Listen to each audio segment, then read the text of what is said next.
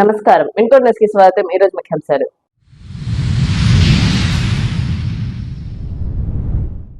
TDP అవలంబిస్తున్న విధానాలు త్వరలో వారికి వర్తిస్తాయన్న పీఏసీ మెంబర్ మాజీ ఎమ్మెల్యే బొల్ల బ్రహ్మనాయుడు. వినుకొండలో వెన్నుపోటు దినోత్సవ కార్యక్రమం.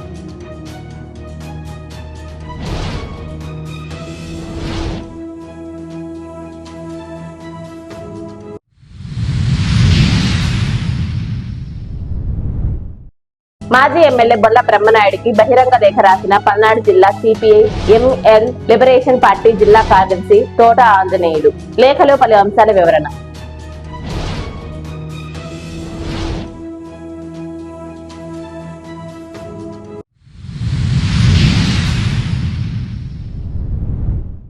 మీడియా నిష్పక్షపాతంగా వ్యవహరించాలన్న మాజీ ఎమ్మెల్యే బొల్ల.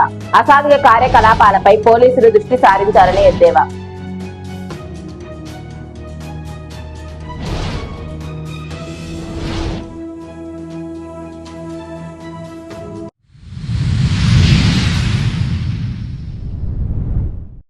టీడీపీ పార్టీ అవలంబిస్తున్న కక్ష సాధింపు విధానాలు వారికి కూడా త్వరలోనే వర్తిస్తాయని పీఏసీ మెంబర్ మాజీ ఎమ్మెల్యే బొల్ల బ్రహ్మనాయుడు అన్నారు. కూటమి ప్రభుత్వం మోసపూరిత హామీలను నిరసిస్తూ వైఎస్ఆర్ కాంగ్రెస్ పార్టీ అధ్యక్షుడు వైఎస్ జగన్మోహన్ రెడ్డి ఆదేశాలతో వినుకొండ పట్టణంలో వెన్నుపోటు దినోత్సవ కార్యక్రమం నిర్వహించారు. స్థానిక వైసీపీ కార్యాలయం నుండి ఎంఆర్ఓ కార్యాలయం వరకు ర్యాలీ నిర్వహించారు. ఈ సందర్భంగా ఆయన మాట్లాడుతూ ప్రజలకు మోసపూరిత హామీలు ఇచ్చి కూటమి ప్రభుత్వం అధికారంలోకి వచ్చిందని, ఈ రోజు ప్రజలకు పండుగ దినమని కూటమి నాయకులు మాట్లాడటం హాస్యాస్పదంగా ఉందని ఎద్దేవా చేశారు. దీంతో పాటు వైసీపీ నేతలు కార్యకర్తలపై కక్ష సాధింపు పాలన చేస్తున్నారని, ప్రజలు అన్ని గమనిస్తున్నారని పేర్కొన్నారు. అరచేతితో సూర్యుడిని ఆపలేరని, నిజాలను దాచలేరని, ఇలాంటి ఊడత ఊపులకు భయపడే ప్రసక్తే లేదని హెచ్చరించారు. అనంతరం తహసీల్దార్ సురేష్ నాయక్ కు వినతి పత్రం అందించారు.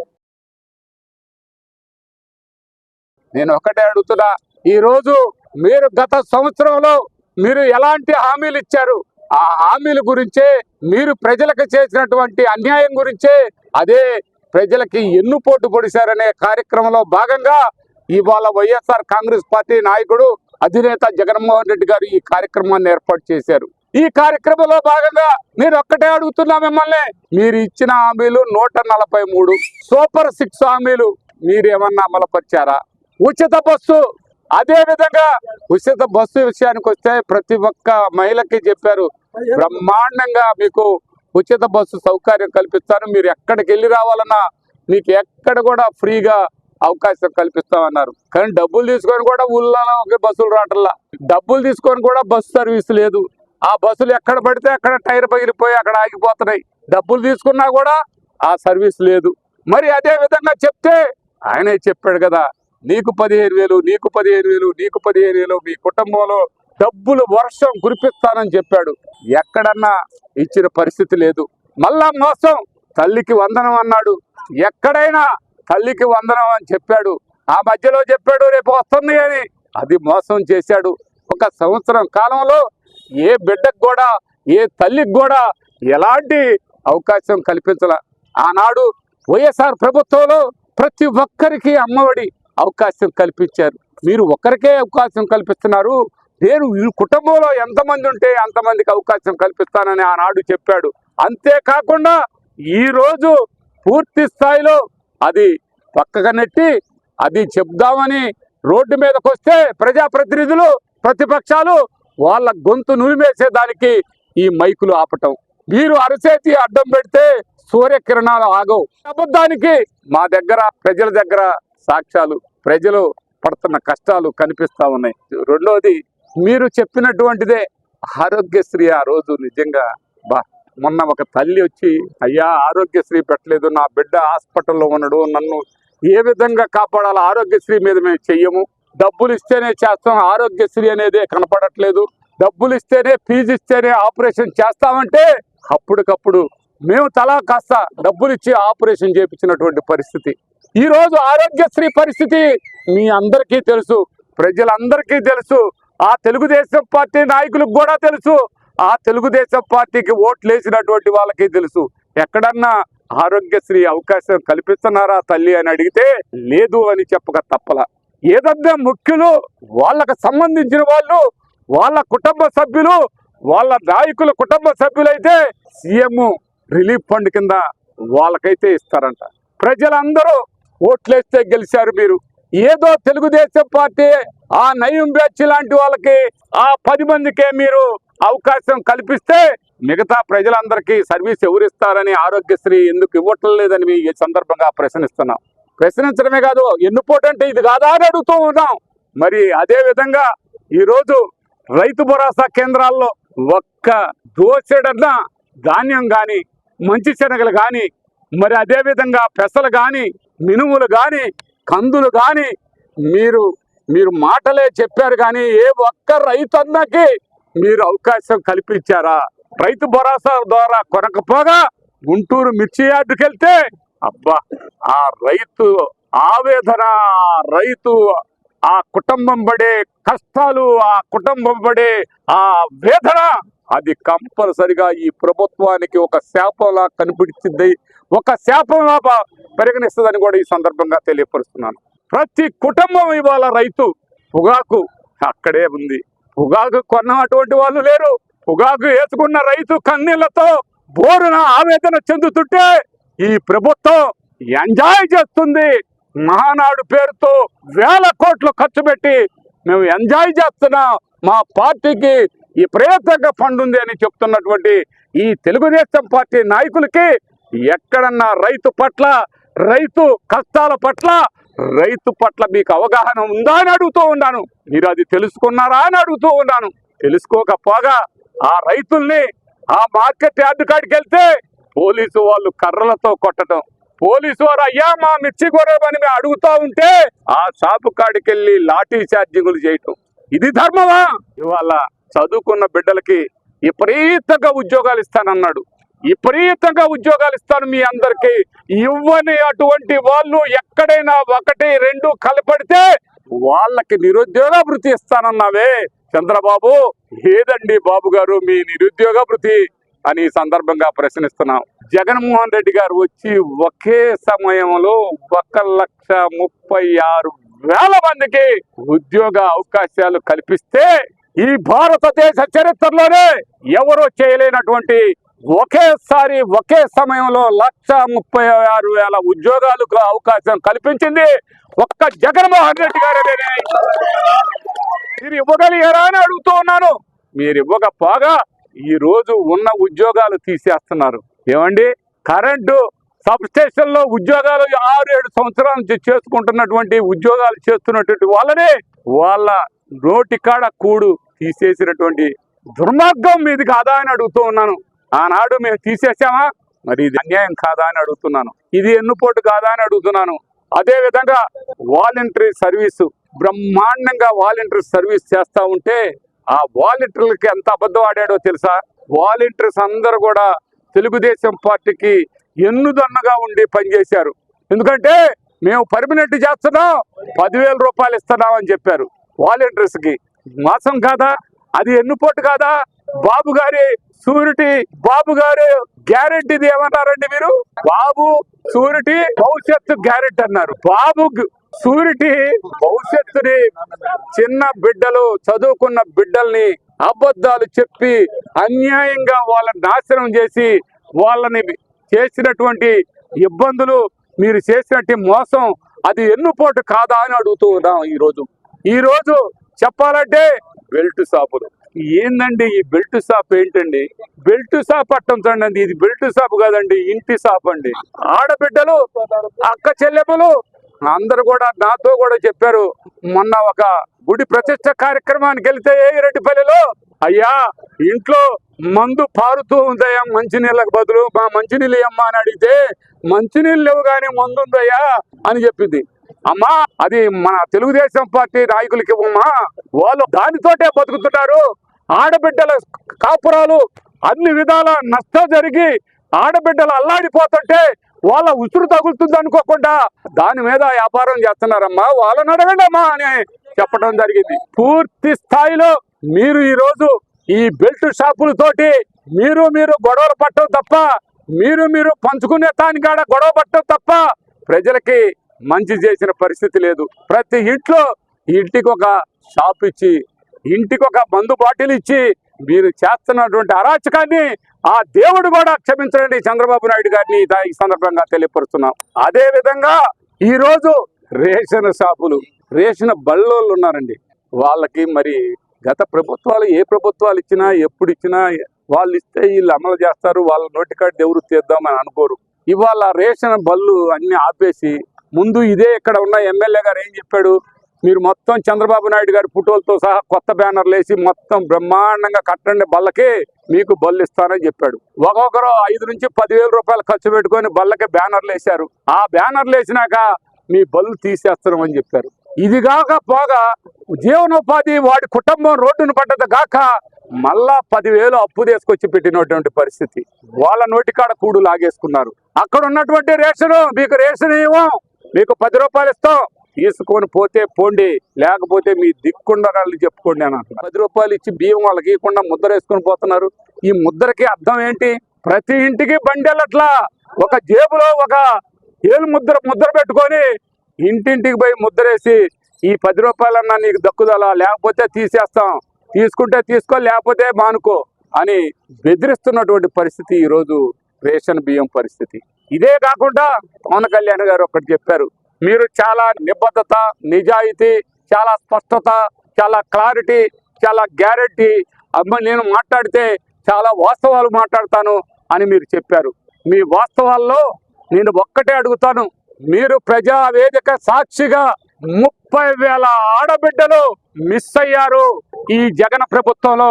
ఇది దుర్మార్గం, వాళ్ళందరినీ నేను మళ్ళా రేపు వచ్చి తీసుకొస్తాను అని చెప్పావు. ఆ 30,000 మంది సంగతి ఏం చేశావని అడుగుతూ ఉన్నాను. ఆ 30,000 మంది ఎక్కడున్నారని అడుగుతూ ఉన్నాం. 30,000 మంది లేరు. మీ అబద్ధానికి, మీ అరాచకానికి, మీ అన్యాయానికి అదే మీరంటే ఎన్నుపోటు అని చెప్పడానికి ఇది నిదర్శనం కాదా అని అడుగుతూ ఉన్నాను. లోకేష్ గారు ఇవాళ బ్రహ్మాండంగా చెప్తాడు, రెడ్ బుక్ రాజ్యాంగాన్ని తీసుకొచ్చాను నేను అని. అదేదో పెద్ద గాంధీ మహాత్ముడు గనక ఉప్పు సత్యాగ్రహం చేసినట్టుగా నేను రెడ్ బుక్ పాలన తెచ్చాను, అందరినీ పోలీసులను పెట్టి లోపలేపించి కుమ్మిస్తున్నాను అని చెప్తున్నావు. అది నువ్వు చేయటం కాదయ్యా, ఆనాడు బ్రిటిష్ వాళ్ళు చేసిన పనే మీరు చేస్తున్నారు. బ్రిటిష్ వాళ్ళన్నా కొంత సమన్వయం పాటించారు, మీరు బ్రిటిష్ వాళ్ళ కంటే అన్యాయంగా మీరు ప్రజల్ని ఏదింపులకు గురి చేస్తున్నారు మీ రెడ్ బుక్ రాజ్యాంగంలో అని కూడా ఈ సందర్భంగా తెలియపరుస్తున్నారు. ప్రతి ఒక్కటి రాజకీయంగా, రాజకీయ దోపిడీ. ఎవడైతే బక్క చిక్కిన వాడు ఉంటాడో వాడు ఆస్తులు లాగేసుకోవటం. మరి ఇంకా చెప్పాలంటే ఇక్కడ శాసనసభ్యులు గారు అబ్బాయి ఎక్కడ ఇసుక బలే బ్రహ్మనాయుడు గారు బలే అమ్ముకుంటుండని, ఎవరు అమ్ముతున్నారా ఇసుక?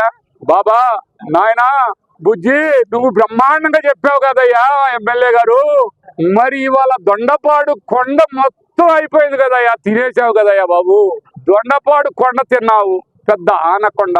అదే విధంగా ఒడ్డెంగుంట, అబ్బా ఒక మహానుభావుడికి అప్పుడు చెప్పాడు, ఆయన కళ్ళు కనబడట్లా, ఆయనకి నల్లంగా కనబడతాయి అన్ని, ఆయనకి నల్లంగా కనబడుతున్నాయి, తెల్లంగా కనబడే రోజు వస్తుంది. ఎట్టి పరిస్థితుల్లో కూడా రాకుండా ఉండదు.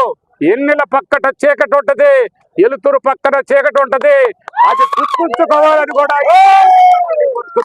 అది ఎలా ఉంటుందో ఊహించుకో. ప్రతి ఒక్కటి మాకు గుర్తుంది. ఎంత మందిని మీరు అన్యాయంగా, అక్రమంగా ఎన్నుపోటు పడుస్తున్నారో ఇవన్నీ కూడా మీకు శాపాల్లాగా, మీకు అవన్నీ కూడా రానున్న రోజుల్లో గుర్తు పెట్టుకోండి. అది ఒక శాపంలాగా మీకు ఎంటాడిద్దని కూడా ఈ సందర్భంగా తెలియపరుచుకుంటున్నాను. ఇవన్నీ ఎంటా ఉంటే, ఇవన్నీ చూస్తూ ఉంటే ఏ విధంగా జగన్మోహన్ రెడ్డి గారిని అక్రమ కేసులు పెట్టి జైలుకు బనాయించాలా, ఏ విధంగా ఆయన్ని ప్రజల్లోకి రాకుండా, ప్రజల్లో తిరగకుండా చూడాలి అని ఆలోచన చేస్తున్నటువంటి ఈ కూటమి ప్రభుత్వం ఒకటి వేళ్లతో కూలిపోయే రోజు ఒక రోజు ఉందన్న సంగతి ఈ సందర్భంగా తెలియపరుచుకుంటున్నాను. ప్రజలకు, ప్రభుత్వాలకు మధ్య వారధిలాగా నిలవాల్సిన మీడియా రంగం కూడా పక్షపాతంగా వ్యవహరిస్తున్నారని పిఎస్సి మెంబర్, మాజీ ఎమ్మెల్యే బొల్ల బ్రహ్మనాయుడు ఆరోపణలు చేశారు. వెన్నుపోటు దినోత్సవ కార్యక్రమంలో భాగంగా ఆయన మాట్లాడుతూ మీడియా వ్యవహరిస్తున్న తీరు పక్షపాతంగా ఉందని, నిష్పక్షపాతంగా ఉండాలని, అదే విధంగా పోలీస్ శాఖ కూడా వైసీపీ పార్టీ కార్యక్రమాలను అడ్డుకోవటంలో ఉన్న ఉత్సాహం, అసాంఘిక కార్యకలాపాలను నిర్మూలించడంలో ఉండాలన్నారు. మీడియా వారు కూడా నిపక్షపాతంగా ఎవరైనా కానివ్వండి జరుగుతున్న అన్యాయాల్ని బయట పెట్టాలని, మేము మాట్లాడిన దాంట్లో ఎక్కడైనా ఒకటి అబద్ధం ఉన్నా మీరు అది రాయమని మేము అడగం. వాస్తవాలే మేము మాట్లాడామని ఈ సందర్భంగా తెలియపరచుకుంటూ, ఈ ఊర్లో ఎటుపక్క పోయినా, ఏ లాడ్జీ వైపు పోయినా ప్యాకాట్లు, బెట్టింగులు, అసాంఘిక కార్యక్రమాలు, అవి చెప్పడానికి లేదు.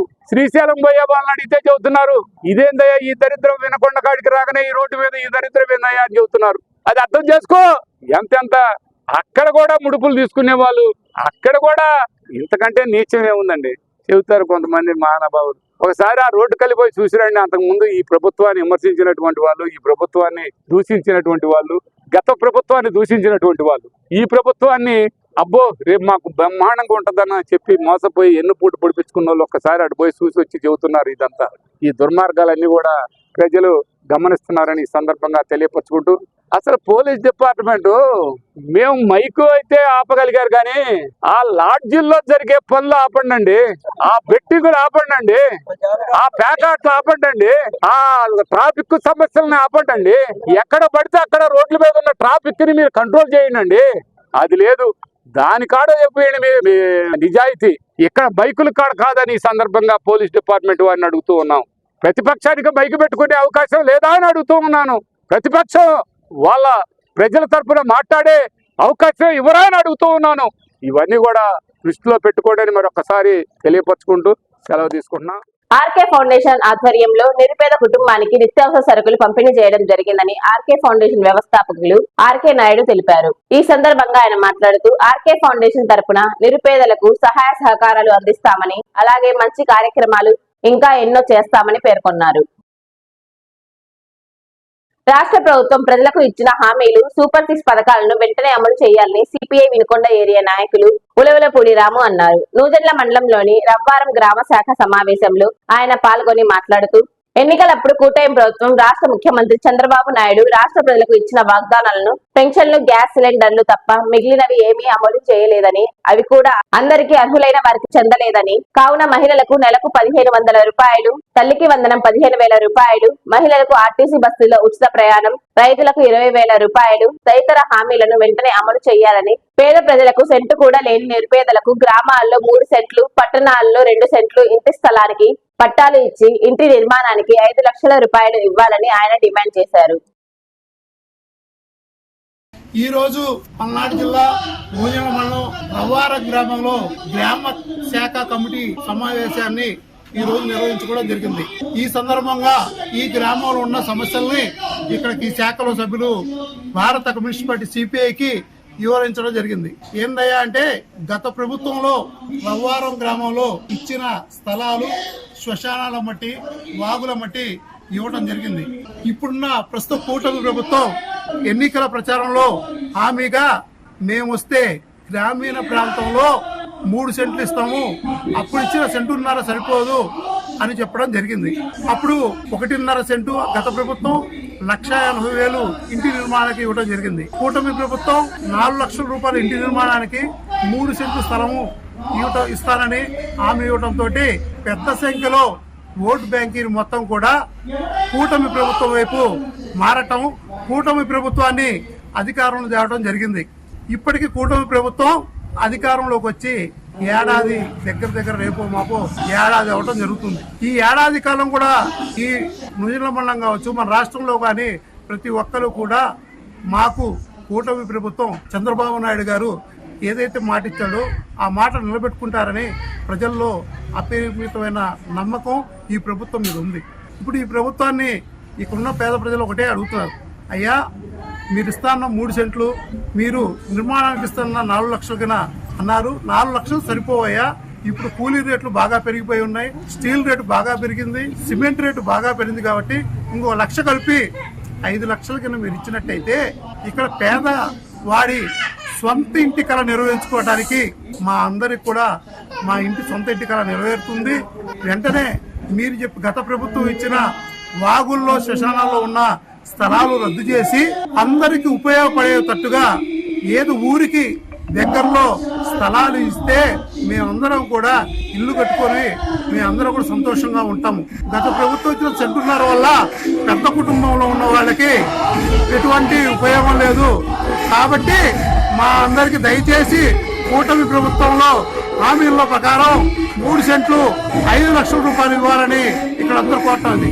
అదే విధంగా రేషన్ కార్డులను అదే సూపర్ 6 లో భాగంగా మహిళలకు ఉచిత బస్సుని, తల్లికి వందనాన్ని ఇవన్నీ కూడా కూటమి ప్రభుత్వం ఇస్తుందని అందరూ కూడా నమ్ముతున్నారు. దయచేసి వెంటనే సూపర్ 6 పథకాలని వెంటనే అమలు చేయాలని భారత కమ్యూనిస్ట్ పార్టీ సిపిఐ ఈ రోజు రవాణా శాఖ నుండి కూటమి ప్రభుత్వానికి విజ్ఞప్తి. మాజీ ఎమ్మెల్యే బొల్లా బ్రహ్మనాయుడికి పల్నాడు జిల్లా సిపిఐ ఎంఎల్ లిబరేషన్ పార్టీ జిల్లా కార్యదర్శి తోటరాములు బహిరంగ రేఖ రాశారు. మాజీ ఎమ్మెల్యే బొల్లా బ్రహ్మనాయుడు అక్రమ రిజిస్ట్రేషన్ల గురించి మాట్లాడే హక్కు లేదన్నారు. నాడు అధికారంలో ఉన్నప్పుడు రికార్డులను తారుమారు చేసి ప్రభుత్వ భూములను ఆక్రమించుకొని చట్ట వ్యతిరేకమైన చర్యలు చేపట్టారన్నారు. నేడు ప్రజా వ్యతిరేక విధానాలపై పోరాటం అంటూ ఉద్యమాలు చేయటం సమంజసం కాదన్నారు. ఇప్పటికైనా చేసిన పొరపాటును సరిదిద్దుకొని ఆ భూమిని ప్రభుత్వానికి అప్పజెప్పి ప్రజా సమస్యలపైన స్పందిస్తే పోరాటం చేసే రాజకీయ హక్కు ఉంటుందని లేఖలో పేర్కొన్నారు. వినుకొండ మున్సిపల్ కమిషనర్ సుభాష్ చంద్రబోస్ అన్నా క్యాంటీన్ లో తనిఖీలు చేశారు. ఈ సందర్భంగా ఆయన ఆహార నాణ్యత ప్రమాణాలను పరిశీలించారు. క్యాంటీన్ కు చెందిన వచ్చిన వారిని ఆహార నాణ్యత ఎలా ఉందని అడిగి తెలుసుకున్నారు. క్యాంటీన్ ఆవరణ శుభ్రంగా ఉంచాలని వారికి సూచించారు.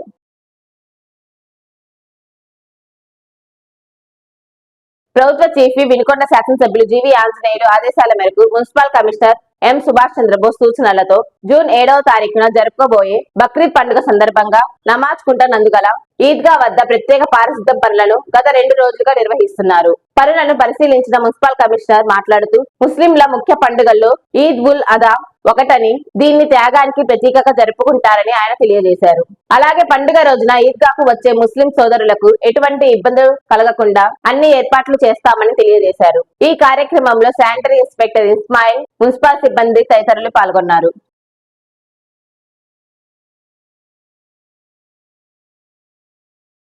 వినుకొండ సమాప్తం. తిరిగి రేపటి న్యూస్ కలుద్దాం. అంతవరకు సెలవు. నమస్కారం.